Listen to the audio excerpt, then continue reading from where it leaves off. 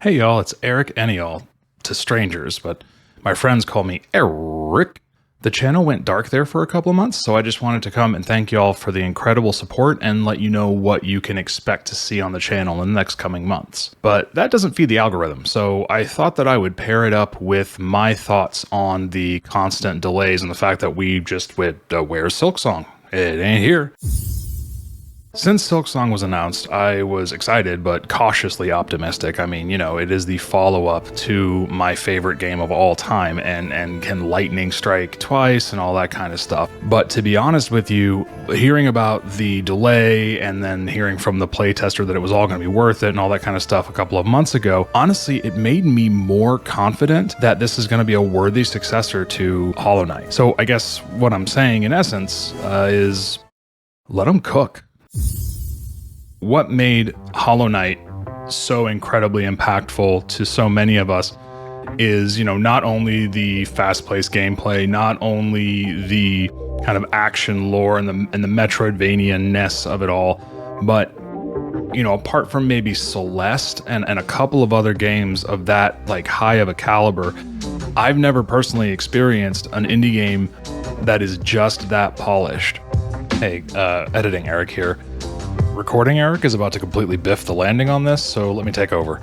Hollow Knight is definitely polished. It feels like as you play, everything was considered. It feels like you're playing a game made by a designer who is as obsessed with their own game as you are. And part of that is it feels complete in a way that the Souls games also do, and why those games can be so engaging. The sense that as you play, no matter how far you dig into the mechanics, into the design, into the lore, there's always something there deeper. There's always another level that you haven't considered yet. And that's a really special thing.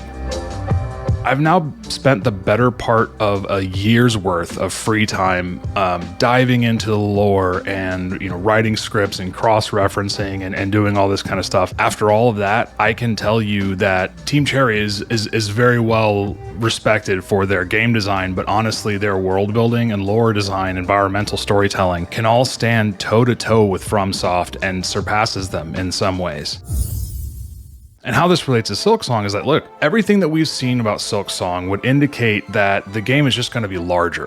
Whether you're talking about the movement mechanics and the enemy design and the variety and the size and scope of the world, all of it is going to be much, much bigger.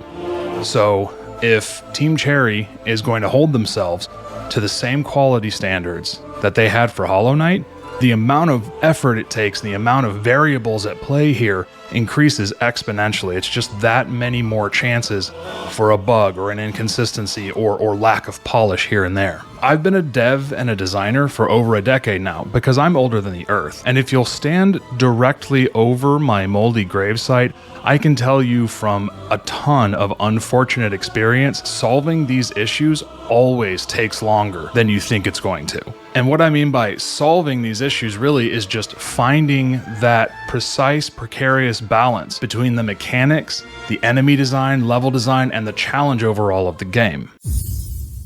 Now, the way you find that balance is by working with playtesters, and this takes time. Each player provides feedback that's closely related to their current skill level at the game, and each individual player gains experience and therefore gains skill the more that they play your game.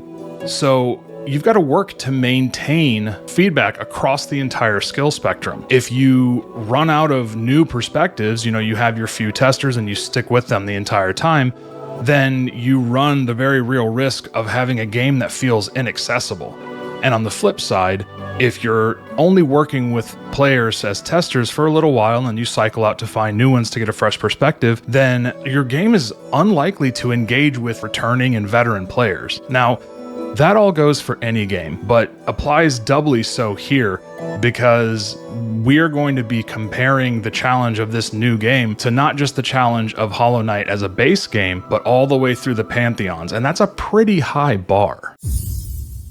So, okay, great. They've got to maintain feedback across this entire skill spectrum. Okay. What does that mean in terms of how long things take? Well, think about it this way. When a player or a set of players, people who are brand new to the game or people who are in the middle of the game or people who are expert players, when they report some kind of an issue, you've got to work not only to directly fix that issue, but you've also got to address the ripples of those changes across the other skill levels and the ramifications of moving things or of changing the length of a dash or how high a jump goes or an attack speed or how much knockback there is. None of these mechanics, none of these ideas, none of the puzzle box nature of a Metroidvania game happens in a vacuum.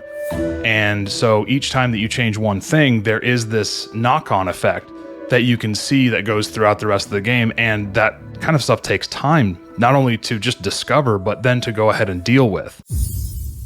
Another challenge is that there's no direct sense of progression. I mean, you can say I've been testing or we've been testing for 6 months or 8 months or a year, but it's not like there is some status bar in the office that you can watch just fill up. And it goes, okay, cool, well, you're 50% of the way to done. You've got either balanced or unbalanced, polished or unpolished, and you're not done until you're done. Or until your publisher says you're done, which luckily in this case, we don't have to really worry about them having to force a release early because the investors want to recoup their money. Lastly, and this is totally speculation on my part based on my experience, but I wouldn't be shocked if after the release happens, we find out that this kind of last-minute delay that's felt so gut-wrenching to all of us was the result of a player or a set of players discovering a systemic issue that they somehow missed up until that point. And once it had been discovered, they just couldn't justify releasing the game and trying to patch it afterwards. And that's just the more technical side of Silksong's design. What about the story?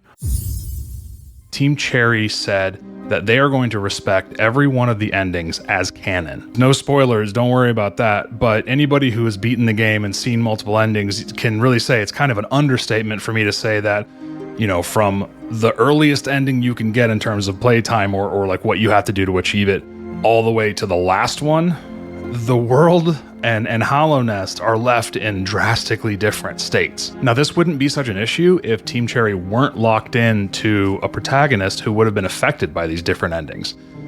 But making Hornet the protagonist means they have to reckon with not only the physical, but also the emotional ramifications of the different endings. Which segues nicely into my last point. In Hollow Knight, our protagonist was silent.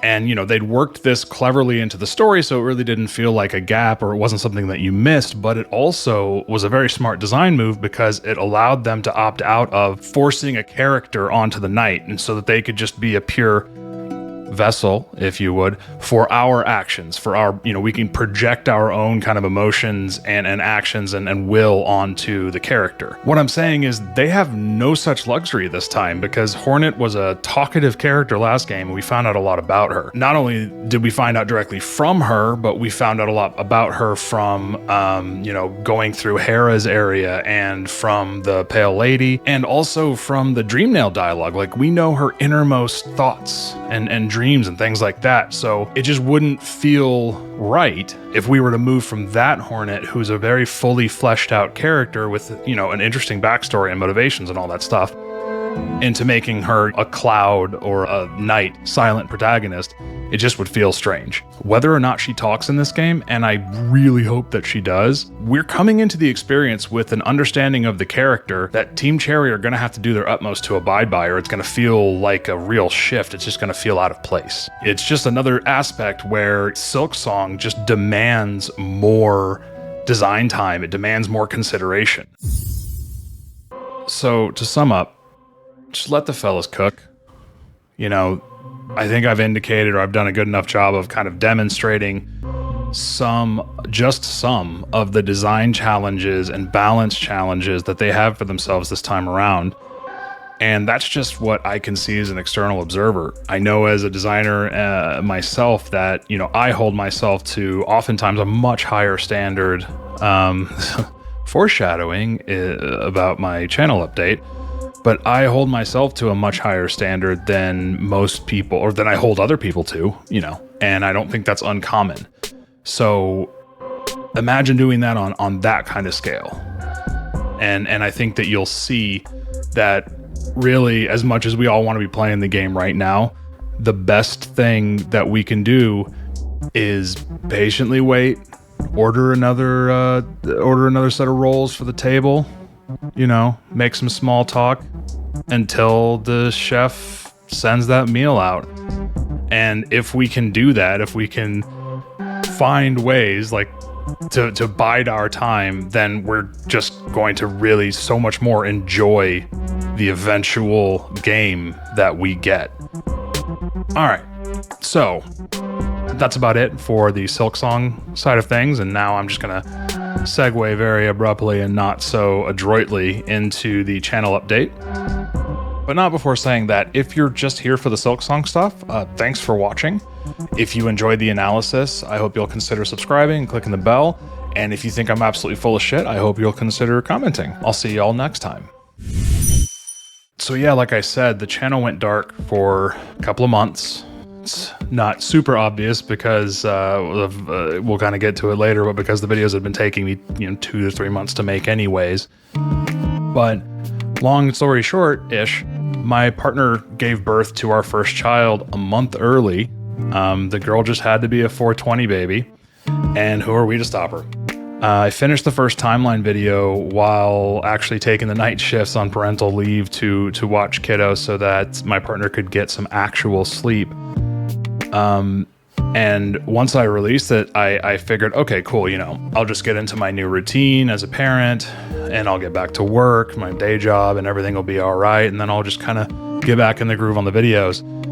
And it just didn't happen. And then I realized just how much time I was spending creating those other videos, and I realized that it's not sustainable in the short term. I'm at this point where, despite having the entire timeline scripted out and multiple other videos scripted out for the better part of a year in some cases, I'm having to hand create kind of everything. I mean, I'm getting animations. Some of them I'm getting them from the game files and things like that. I don't want to try to say that I'm not, using anybody else's art or anything like that. But I mean, creating the animations and creating the text effects and the background effects and all those things. And that's just taking so much time, probably largely because I'm just new to all of this. My first video on this channel was my first video, and every video has gotten ridiculously, drastically, and if you know me, not so shockingly, increasingly ambitious. And I'm glad that I was able to deliver to those ambitions, but I think myself and my subscribers and viewers would prefer that just kind of happened quicker. Of course, this isn't the only reason. Anybody who's watched my other videos knew my ADHD was going to come up eventually, and how it's going to factor in, or one of the ways it's going to factor into this story, is I struggle to filter my ideas or to understand what is good enough. What I mean is that as I'm, I write out a script, and as I'm going through kind of my storyboarding or ideation for how I'm going to portray things on screen, I have a tendency to come up with unfettered ideas. And then whichever one is best, well, I can't settle for one that's not best, but I don't really allow myself to take into account how many new skills I'm going to have to learn, or how much raw time it's going to take. Or I struggle to say, like, okay, well, if I were somebody, I know with all my favorite YouTubers, there's probably some of them where if they called me up or they texted me and said, hey, I could spend another 3 weeks on this video to add these 2 animations and this like text transition that I think looks really, really sick, I'd be like, dude, just release it. I want to see the video. It's not, I'm not sitting there begging for better text transitions.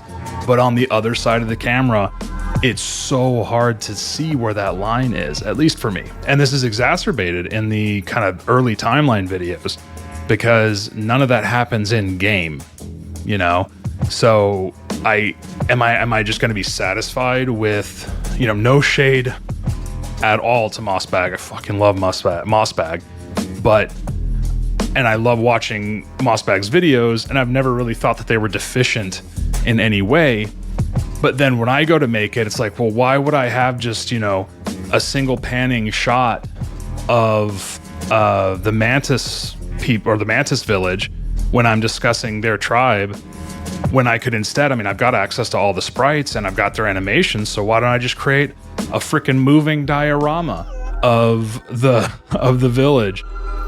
And like I said, once I have that idea, it's just, and that is, kind of every frame, every single part of those videos has had to be hand created.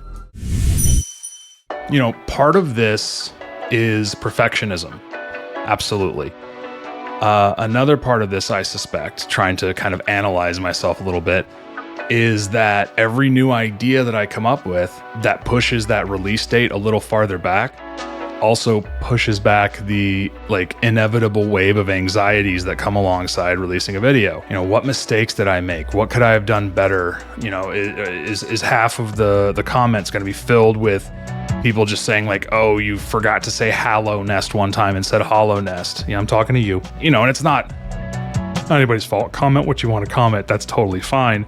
But hopefully some of you or any of you who have had to kind of create stuff like this and then put them out to a larger audience will understand it kind of plays tricks on your mind. And I haven't been doing this long enough to develop a thick skin that way. Though to be fair, I have been programming and designing for over a decade, and I don't really have that thick of a skin there either. So, just me. And the last issue that I'm facing is that while I absolutely love the startup that I'm working for right now, where I'm treated like a human, where the goal is to get big enough to, kind of serve the niche that we have carved out for ourselves, not to take over the world. It's my perfect company, but part of an early stage startup a lot of the times is taking a big pay cut, and with the family growing and student debt and all that stuff, it's just not enough to pay the bills at this point. And so I've been left with a choice. I can go and get a soul-sucking job at, Apple or, one of those huge companies where I'll feel like shit for contributing to billionaires. Or I can try to make the YouTube thing work and create enough of a sustainable stream of income here that it will bridge the gap. So obviously YouTube is what I'd prefer, but it's hard to build a lot of momentum when you're releasing one precious video every 2 to 3 months. And because I know myself well enough to know that left to my own devices, it would be another 3 months before another video came out, etc., I'm giving myself a 3-month window. Within that time, so by 3 months from this video coming out, I'm going to take a look at the channel, take a look at what, if any, revenue I'm getting, and decide if this is going to be just a fun thing that I do for fun times, funly, or if it's something that I can do to supplement my income. So, how do I do that? Well, lots of YouTube advice out there on YouTube, perhaps not surprisingly. And the two most repeated pieces of advice are to make more videos and to find a niche. I can make more videos. I just need to rely more on captured gaming content or recordings to fill up that screen instead of kind of handcrafted animations and all that kind of stuff. And I also need to give myself deadlines so that I can't just keep endlessly adding things and trying this new thing and digressing here and a tangent there. And anybody who knows somebody with ADHD or has ADHD themselves is just going, Yep. So I won't beleaguer the point, but let's get to the next piece of advice here. Find a niche. Now, you may be thinking, Eric, you do have a niche. It's Hollow Knight. And you're right, but there's an issue with that. See, I've spent the vast majority of my career being pigeonholed into a specific role, like a developer or front-end developer or, whatever it is, because there's not a job definition for a traditional tech role out there that is somebody who obsesses about user experience from the back end of server automation and all that kind of stuff, deployments, all the way up through design, talking to customers, and motion graphics, because the world is a boring place. And so I've found that the best way that I can muddle through is by kind of refocusing in and masking off all those ideas and you know, all those passions that I have, and just fitting that role that makes that other person, whoever hired me or whoever I'm working with, kind of comfortable to say, this is what Eric is, this is what they do. Or as Dale Gribble might put it, am I the only one who allows my brain to prance outside the box? Rip Johnny Hardwick. Oh. I tell you all this so that hopefully you'll understand why I don't want to do the same here. Basically, I am sick of masking kind of who I am to fit into some arbitrary box that was drawn around me for somebody else's comfort or for the YouTube algorithm. Now, that doesn't mean I won't be posting more Hollow Knight content. My next 2 or 3 videos that I have planned are Hollow Knight. I don't have a planned video that isn't Hollow Knight. While that statement was true when I recorded it, I've since realized that Blasphemous 2 is coming out. I recently played the first Blasphemous, and as you may imagine from a design nerd who grew up Catholic, I had a few opinions. In short, I can't think of a game that better illustrates what you lose when you don't invest in user testing and user experience work like I was talking about before. And while I don't foresee this channel becoming one that milks trending topics, I would love any excuse to rant about the first game. So I'm going to be playing and beating the game over this weekend, and then writing and releasing a video about how they either didn't learn their lesson and made the exact same mistakes in the sequel, or they did, and it's wonderful, and it finally lived up to the potential. So look forward to that. But what it does mean is that I want the channel to reflect who I am and what I'm passionate about. And that means I'm not going to censor myself to try to attract a wider audience. And it means that I'm not going to limit myself for the benefit of the algorithm. Now, is this the best way to maximize channel growth and build a recognizable brand and ad revenue? No. No, it's not. But at least this way, if it fails, I will know that I gave it an honest shot and was myself. As for what this means for the timeline, I'm still trying to figure that out. As I said, I've got the entire thing scripted. I've got 2 of the next videos voiceovered, but there's all that visual content to create. And the 2 choices that I see are to kind of lower my self-expectations, lower the production value to where I can get these videos out on the order of magnitude of weeks rather than months, or to just kind of chip away at them at that quality level that I've set for myself and bring them out when I can, kind of interspersed with other content. I would really appreciate it if y'all could let me know in the comments which of those you'd prefer, or if you have any other ideas for a format that I could get these ideas out. Like, I know it's frustrating for y'all to have to wait for these videos. I cannot express how frustrating it is for me to have come up with most of these ideas and, you know, discoveries or whatever with the lore so long ago, and I just want to grab the community and be like, check this shit out, and then we could talk about it, and it would be super cool, and you could tell me why I'm wrong, and I'd be like, oh dude, yeah, I'm totally wrong, and then, you know, but it'd be fun. But the videos take too long to get out the door. What am I gonna do? You know, so I would love any feedback that y'all could give. And that's that. If you made it this far, you know, again, thank you for all the incredible support. I felt kind of guilty still getting subscribers while not actively making videos, but that's on me. My next video is going to be about the ridiculously awesome Pale Court expansion, which features my favorite boss fight of all time. It's scripted. I'm gonna have to re-record it because, as you might be able to tell, I don't exactly have a professional lighting rig. And if I didn't force myself to post it like this video would come out 2 years from now when I could afford a professional lighting rig and every other excuse that I would give. But I'm trying to get that video out quickly. I've got a lot of the editing done already, and I will see y'all then. And until I see you, I want y'all to stay safe, be good to each other, and remember, be a little nicer to yourself. You deserve it.